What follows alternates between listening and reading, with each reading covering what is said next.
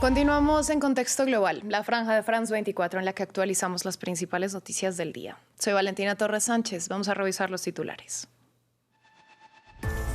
En Brasil, Flavio Bolsonaro hizo oficial su candidatura como aspirante presidencial. Acompañado por el mandatario Javier Milei, el hijo de Jair Bolsonaro fue elegido como eventual rival de Lula da Silva, quien sigue punteando en las encuestas. Tenemos análisis. Son más de 260.000 los evacuados en España y Francia a causa de varios incendios. Esto mientras efectivos militares ayudan a combatir las llamas. En España, 45.000 hectáreas han quedado calcinadas. En Francia, la cifra asciende a 85.000.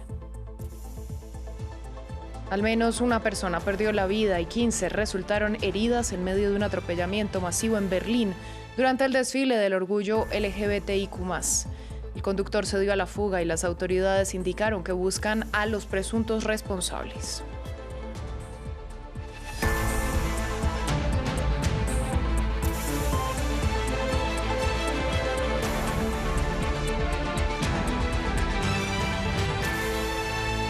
Abrimos en América Latina, vamos a Brasil, donde el ultraderechista e hijo del expresidente Jair Bolsonaro, Flavio Bolsonaro, oficializó su candidatura para las elecciones de octubre, en las que buscará enfrentar al actual mandatario Luis Ignacio Lula da Silva.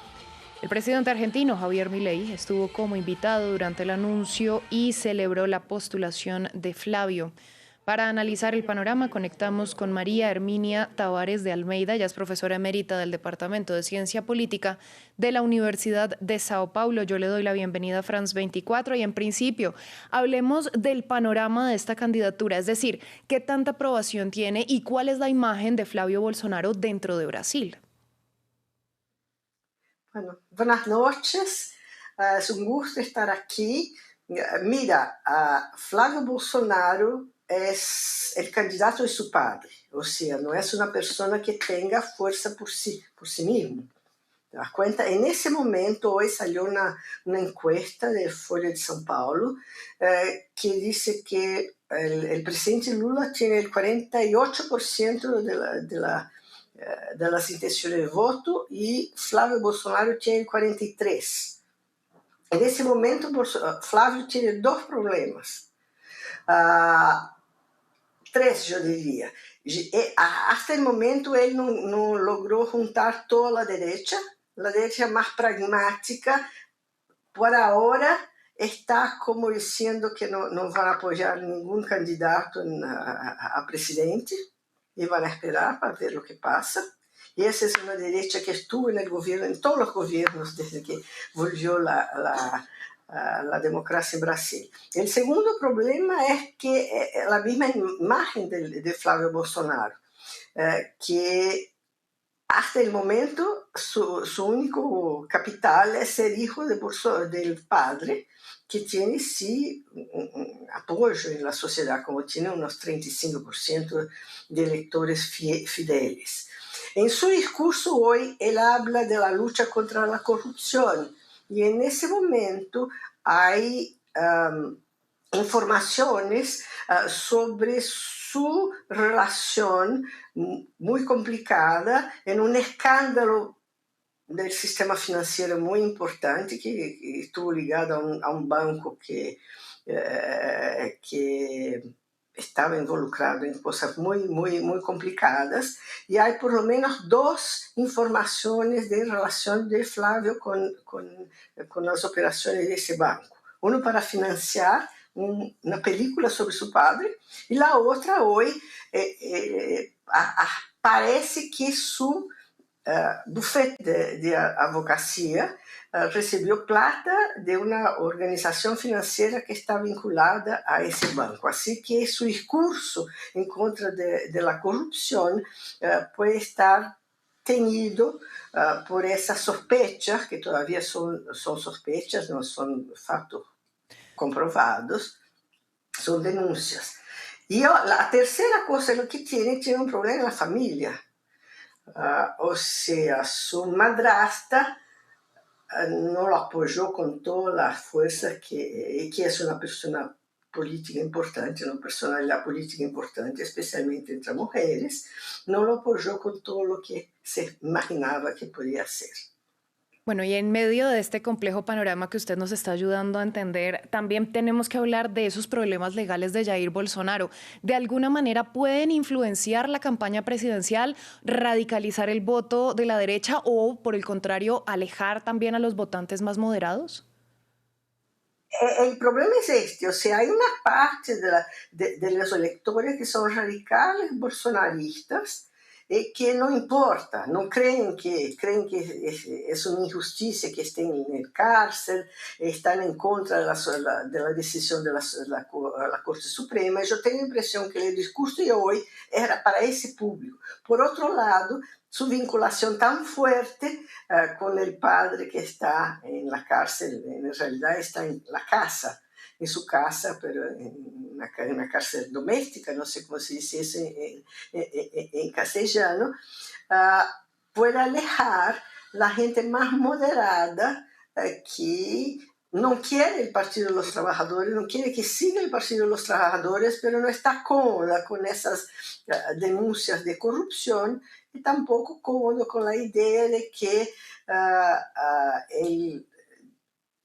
él dice que va a liberar su padre si es electo, si es elegido. Así que él tiene que, de alguna manera, coordinar esas tensiones todas respecto a su candidatura. Pero eso es un candidato fuerte.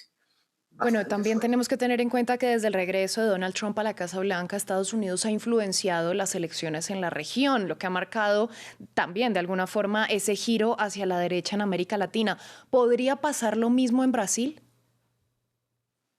No sé, yo creo que es posible que el gobierno norteamericano intente influir, pero eso puede tener consecuencias no tan favorables a la candidatura de Bolsonaro. Mostrarse muy cercano al presidente de Estados Unidos, que nos impuso tarifas exageradas en el periodo reciente, puede no ser un factor positivo, ¿te das cuenta? Será positivo en algunos casos, pero por otro lado le da al presidente Lula una carta como para defender la soberanía nacional, la independencia de Brasil, y ese es un sentimiento muy fuerte en Brasil. Pues profesora Tavares, a usted muchas gracias por su análisis y por compartirlo con nosotros en France 24. Muchas gracias. Nosotros vamos a continuar en Colombia. El Consejo de Estado admitió para estudio una demanda de nulidad contra la declaración de la victoria de Abelardo de la Espriella en las elecciones presidenciales de junio. El abogado y exmagistrado Luis Guillermo Pérez presentó la demanda que busca anular la declaración del Consejo Nacional Electoral de la elección del ultraderechista como presidente para el periodo 2026-2030. Las partes tienen 15 días para contestar el requerimiento y para aportar las pruebas que consideren pertinentes. De la Espriella se posesiona como mandatario de Colombia el 7 de agosto. Vamos a Europa. En zonas de España y Francia la situación con los incendios sigue siendo crítica. Se estima que unas 260.000 personas han sido evacuadas en ambos países como medida preventiva ante las llamas que ya dejan unas 130.000 hectáreas calcinadas. Patricio Peralta con el informe.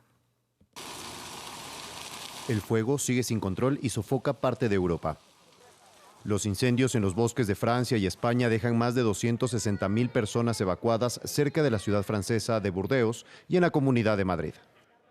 Entre el nerviosismo, los vecinos salen, que la policía gritando, que esto y lo otro, que lo que uno lo básico, ¿sabes? 2, 3 mudas de ropa, los básicos medicamentos en mi caso y dinero en efectivo y salir. No salir corriendo, pero sí salir un poquito nervioso y seguir las indicaciones de la policía, claro. En Valencia, en el este de España, se reportó la primera víctima mortal por un incendio independiente a los que asolan el oeste de Madrid y que este ya está bajo control. Del otro lado de los Pirineos, en Francia, la situación se agrava con casi 200.000 personas obligadas a abandonar sus hogares o lugares de vacaciones. Es muy probable que esta sea la mayor operación de evacuación civil jamás realizada en el país fuera de un conflicto, según el Ministerio del Interior. Mientras se reportan que las llamas ya han arrasado más de 100.000 hectáreas y afectado cientos de hogares, y la etapa final del Tour de Francia tuvo que ser recortada por la emergencia. En el municipio de Le Port, cerca de 109 casas se han quemado y muchos se quedaron sin hogar. Las autoridades locales analizan opciones para ayudar a los afectados. Así que para aquellos cuyas casas no se quemaron, aquellos que como yo tuvimos la suerte de salvarnos, vamos a intentar reunir a todos y formar familias donde podamos acoger a estas personas durante varias semanas dentro de la comunidad del pueblo. Un total de 1.500 soldados fueron movilizados para ayudar a los bomberos tras una orden directa del presidente francés Emmanuel Macron. En Francia, la detonación controlada de una bomba de la Segunda Guerra Mundial obligó a evacuar a 9.000 personas de la comuna de Châtillon, en el sur de París. La bomba contenía 280 kilos de explosivos y fue desenterrada el 7 de julio durante excavaciones arqueológicas preventivas en el lugar donde será emplazada una futura planta de agua potable, por lo que se estableció una zona de exclusión de 700 metros. Vamos hasta Alemania. Una persona murió y otras 15 resultaron heridas en medio de un atropellamiento masivo en Berlín. Los hechos ocurrieron durante el desfile por el mes del orgullo LGBTIQ+, y las autoridades indicaron que están tras la pista de los presuntos responsables. El atropellamiento obligó a la policía a pedir el desalojo de la zona circundante, al tiempo que la clausura de los festejos fue cancelada. Por su parte, el canciller Friedrich Merz condenó los hechos y prometió castigar a los responsables de lo que calificó como un acto horrendo. Hay un operativo policial en marcha. Solicitamos a todos los residentes de Berlín que abandonen la zona del evento. Contamos con una importante presencia policial en el lugar. Varias personas heridas ya están recibiendo atención médica. Les informaremos en breve. Por el momento les pedimos que abandonen la zona del evento y sigan las instrucciones del personal de emergencias y rescate. En otras noticias, a Siria llegó el secretario general de Naciones Unidas, Antonio Guterres. Es el primer líder de la ONU que arriba a este territorio desde 2009. Guterres, cuyo mandato finaliza el 31 de diciembre, fue recibido por el líder de facto del país, Ahmed al-Shara, en Damasco. El secretario general hizo un llamado por la reconstrucción de la nación, que atraviesa por un periodo de transición después de años de una sangrienta guerra civil. Además, la ONU pidió el fin de las violaciones israelíes en suelo sirio. La recuperación de Siria es un imperativo humanitario, pero también una inversión en desarrollo, paz y estabilidad regional. Hoy, Siria es el pilar de la estabilidad en Oriente Medio. La comunidad internacional debe contribuir a crear las condiciones para la recuperación económica, ayudar a restablecer los servicios e infraestructuras esenciales, ampliar las oportunidades de sustento y empleo y facilitar el retorno seguro, voluntario y digno de los refugiados y desplazados. En India, el Partido de las Cucarachas celebró su primera victoria. El gobierno anunció la destitución del criticado ministro de Educación. Esta era una de las exigencias de este movimiento estudiantil que decidió poner fin a unas protestas que se habían convertido en uno de los mayores desafíos del primer ministro Narendra Modi. Más detalles en el siguiente informe. Un golpe al dictador. Con esta referencia en contra del primer ministro de India, Narendra Modi, celebró el líder del Partido de las Cucarachas la renuncia del ministro de Educación. Dharmendra Pradhan ha dimitido, pero las familias de los niños que se suicidaron deberían recibir una indemnización. ¿Deberían recibirla o no? Deberían recibirla, una indemnización para todas esas familias. Y segundo, deben hablar de esos matones de la policía que actuaron el 20 de julio. El detonante fue la cancelación de la prueba de acceso a las facultades de medicina de India, tras descubrirse que sus exámenes se habían filtrado desde el Ministerio de Educación. Más de una docena de estudiantes se habrían suicidado a causa de la cancelación del examen. El ministro Pradhan dijo que renunciaba para evitar que fuerzas desestabilizadoras tomaran provecho del descontento. La unidad nacional debe permanecer intacta. El futuro de ningún estudiante debe verse envuelto en complicaciones legales. Nuestros hijos deben dedicar su tiempo a los estudios y centrarse en construir sus carreras. El gobierno indio aceptó todas las exigencias del movimiento de las cucarachas: indemnización a las familias de los estudiantes que se suicidaron e investigación a los policías involucrados en la represión de las protestas de los jóvenes. Ahora, ¿qué significa esto para el gobierno de Modi de cara a unas elecciones del próximo año? Este episodio probablemente ha marcado un hito, ya que la autoridad del primer ministro se ha puesto a prueba, se ha visto debilitada y ahora la idea de que estemos entrando a la fase post-Modi se está materializando hasta cierto punto. Este hecho representa la peor crisis política del tercer mandato de Modi y deja abierto el escenario político. Fin del informativo. Gracias por su sintonía.